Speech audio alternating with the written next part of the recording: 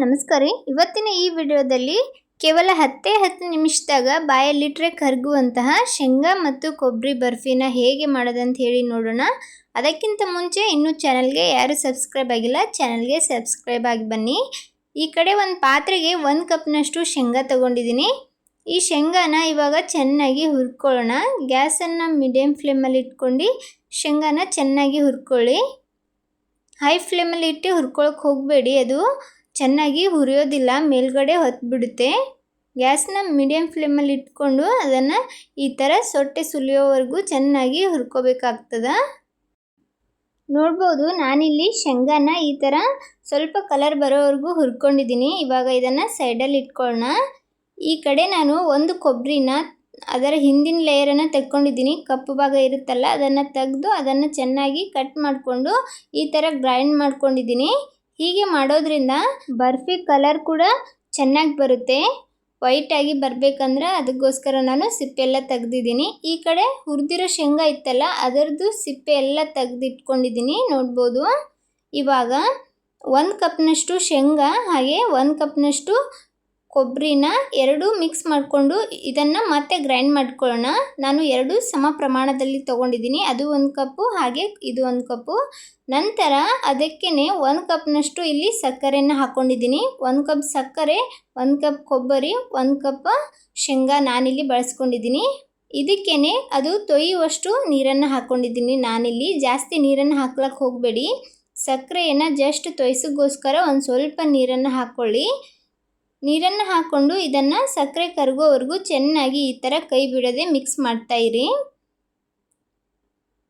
ಸಕ್ಕರೆ ಕರಗಬೇಕು, ಅಲ್ಲಿಯವರೆಗೂ ಇದನ್ನು ಕೈ ಬಿಡದೆ ಇದೇ ಥರ ಮಿಕ್ಸ್ ಮಾಡ್ಕೋಬೇಕಾಗ್ತದೆ. ನೋಡ್ಬೋದು, ಸಕ್ಕರೆ ಕರಗ್ತಾ ಇದೆ. ನಾವು ಮಿಕ್ಸ್ ಮಾಡದೇ ಇದ್ದರೆ ಇದು ಸಕ್ಕರೆ ಅಷ್ಟು ಚೆನ್ನಾಗಿ ಕರಗೋದಿಲ್ಲ, ಆದರೆ ಆಣ್ ಬಂದುಬಿಡ್ತದೆ, ಅಂದ್ರೆ ಸ್ಟಿಕ್ಕಿ ಆಗಿಬಿಡ್ತದೆ. ಇವಾಗ ಸಕ್ಕರೆ ಎಲ್ಲ ಕರಗಿದ ನಂತರ ಇದನ್ನು ಸ್ವಲ್ಪ ಮುಟ್ಟಿ ನೋಡ್ತಾ ಇರಿ, ಸ್ಟಿಕ್ಕಿ ಆಗ್ತಿದೆಯೋ ಇಲ್ಲ ಅಂಥೇಳಿ.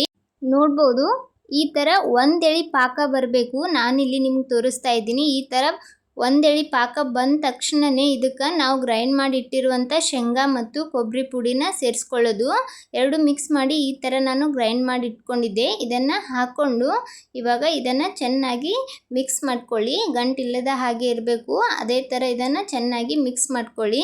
ಈ ಥರ ಮಿಕ್ಸ್ ಮಾಡಿದ ನಂತರ ಇದು ಸ್ವಲ್ಪ ತೆಳುವಾಗುತ್ತೆ. ನಂತರ ಇದನ್ನು ಅದೇ ಥರ ಚೆನ್ನಾಗಿ ಮಿಕ್ಸ್ ಮಾಡಿದ ನಂತರ ಈ ಥರ ಗಟ್ಟಿಯಾಗಿ ಉಂಡೆ ಥರ ಆಗ್ತಾ ಇರುತ್ತಲ್ಲ, ಆ ಟೈಮ್ದಾಗ ಒಂದು ಪ್ಲೇಟ್ಗೆ ತುಪ್ಪನ ಹಚ್ಬಿಟ್ಟು ಅದಕ್ಕೇ ರೆಡಿಯಾಗಿರುವಂಥ ಬರ್ಫಿ ಬ್ಯಾಟರನ್ನು ಹಾಕ್ಕೊಳ್ಳಿ. ಅದನ್ನು ಹಾಕ್ಕೊಂಡು ಚೆನ್ನಾಗಿ ಒಂದು ಪ್ಲೇನ್ ಇರುವಂಥ ಯಾವುದಾದ್ರೂ ವಸ್ತು ತೊಗೊಂಡು ಈ ಥರ ತೆಳ್ಳಗೆ ಅದಕ್ಕೆ ಒಂದು ಶೇಪ್ ಮಾಡ್ಕೊಳ್ಳಿ. ನೋಡ್ಬೋದು, ನಾನಿಲ್ಲಿ ಈ ಥರ ಮಾಡ್ಕೊಂಡಿದ್ದೀನಿ. ಲಾಸ್ಟಲ್ಲಿ ಒಂದು ಸ್ವಲ್ಪ ಡ್ರೈ ಫ್ರೂಟ್ಸನ್ನು ಕಟ್ ಮಾಡಿ ಹಾಕ್ಕೊಳ್ಳಿ. ಇದನ್ನು ಪೂರ್ತಿ ಆರಕ್ಕೆ ಬಿಡೋಕ್ಕೆ ಹೋಗಬೇಡಿ. ಒಂದು ಸ್ವಲ್ಪ ಬೆಚ್ಚಗಿರುತ್ತಲ್ಲ ಅವಾಗೇ ನಿಮ್ಗೆ ಯಾವ ಶೇಪಲ್ಲಿ ಬೇಕು ಆ ಶೇಪಲ್ಲಿ ಕಟ್ ಮಾಡ್ಕೊಳ್ಬೋದು. ತುಂಬ ಆರಿದ ನಂತರ ಕಟ್ ಮಾಡೋಕ್ಕೆ ಹೋದ್ರೆ ಇದು ಉದುರಾಗಿಬಿಡುತ್ತೆ. ಅದಕ್ಕೋಸ್ಕರ ಜಾಸ್ತಿ ಆರ್ಲಕ್ಕೆ ಬಿಡಬೇಡಿ. ಒಂದು ಸ್ವಲ್ಪ ಬೆಚ್ಚಗಿರುತ್ತಲ್ಲ ಅವಾಗೇ ಕಟ್ ಮಾಡ್ಕೊಳ್ಳಿ, ತುಂಬ ಚೆನ್ನಾಗಿ ಶೇಪ್ ಆಗುತ್ತೆ. ಮನೆಯಲ್ಲಿ ಏನಾದರೂ ಪೂಜೆ ಎಲ್ಲ ಇದ್ದಾಗ, ಹಬ್ಬ ಹರಿದಿನಗಳಲ್ಲಿ ಈ ಥರ ನಾವು ಫಟಾಫಟ್ ಅಂತ ಸ್ವೀಟ್ಸ್ಗಳನ್ನು ಮಾಡ್ಕೊಳ್ಬೋದು. ಇದನ್ನು ಮಾಡ್ಲಿಕ್ಕೆ ಅಷ್ಟು ಟೈಮ್ ಕೂಡ ಹಿಡಿಯೋದಿಲ್ಲ, ಜಾಸ್ತಿ ಇಂಗ್ರೀಡಿಯೆಂಟ್ಸ್ ಏನು ಬೇಕಾಗಿರೋದಿಲ್ಲ. ಮನೆಯಲ್ಲೇ ಇರುವಂಥ ಒಂದು 2-3 ಸಾಮಗ್ರಿಗಳಿಂದ ಇದನ್ನು ಬೇಗನೆ ಮಾಡ್ಕೊಳ್ಬೋದು. ನೋಡ್ಬೋದು, ನಾನಿಲ್ಲಿ ಈ ಥರ ಇದನ್ನು ಕಟ್ ಮಾಡ್ಕೊಂಡಿದ್ದೀನಿ. ನಿಮಗೆ ಯಾವ ಶೇಪ್ ಬೇಕು ಆ ಶೇಪಲ್ಲಿ ಕಟ್ ಮಾಡ್ಕೊಳ್ಬೋದು. ಒಂದು ಪ್ಲೇಟಿಗೆ ಸರ್ವ್ ಮಾಡಿಕೊಂಡು ತೋರಿಸ್ತಾ ಇದ್ದೀನಿ. ಎಷ್ಟು ಚೆನ್ನಾಗಿ ಬಂದಿದೆ ಅಂತ ನೋಡ್ಬೋದು. ಬರ್ಫಿ ತುಂಬ ಚೆನ್ನಾಗಿ ಬರುತ್ತೆ, ಹಾಗೆ ತುಂಬ ಸಾಫ್ಟ್ ಕೂಡ ಬರುತ್ತೆ. ಒಂದ್ಸಲ ನೀವು ಟ್ರೈ ಮಾಡಿ ನೋಡಿ. ನಿಮಗೇನಾದರೂ ಸ್ವೀಟ್ ತಿನ್ಬೇಕಂತ ಹೇಳಿ ಕ್ರೇವಿಂಗ್ಸ್ ಆದ್ರೆ ಇದನ್ನು ಪಕ್ಕ ಟ್ರೈ ಮಾಡಿ, ಜಟ್ಪಟ್ಟಾಗಿ ಮಾಡ್ಕೊಳ್ಬೋದು. ಹಾಗೆ ತಿನ್ನಲಿಕ್ಕೂ ಕೂಡ ತುಂಬ ಟೇಸ್ಟಿಯಾಗಿರುತ್ತೆ. ಜಾಸ್ತಿ ಸ್ವೀಟ್ನೂ ಇರೋದಿಲ್ಲ, ಹಾಗೆ ಪೂರ್ತಿ ಸಪ್ಪೇನೂ ಇರೋದಿಲ್ಲ. ಅಷ್ಟು ಚೆನ್ನಾಗಿ ಈ ಬರ್ಫಿ ಮಾಡ್ಕೊಳ್ಬೋದು. ನಾನಿಲ್ಲಿ ಒಂದು ಬರ್ಫಿನ ಮುರಿದ್ಬಿಟ್ಟು ನಿಮಗೆ ತೋರಿಸ್ತಾ ಇದ್ದೀನಿ, ಹೇಗೆ ಬಂದಿದೆ ಅಂತ ನೋಡಿ. ಎಷ್ಟು ಸಾಫ್ಟ್ ಆಗಿದೆ ನೋಡ್ಬೋದು. ಆರಾಮಾಗಿ ಇದನ್ನು ಈ ಥರ ಮುರಿಬೋದು. ಕಾಜು ಬರ್ಫಿ ಯಾವ ಥರ ಇರುತ್ತೆ ಸಾಫ್ಟಾಗಿ, ಅದೇ ಥರ ಇದು ಕೂಡ ಇರುತ್ತೆ.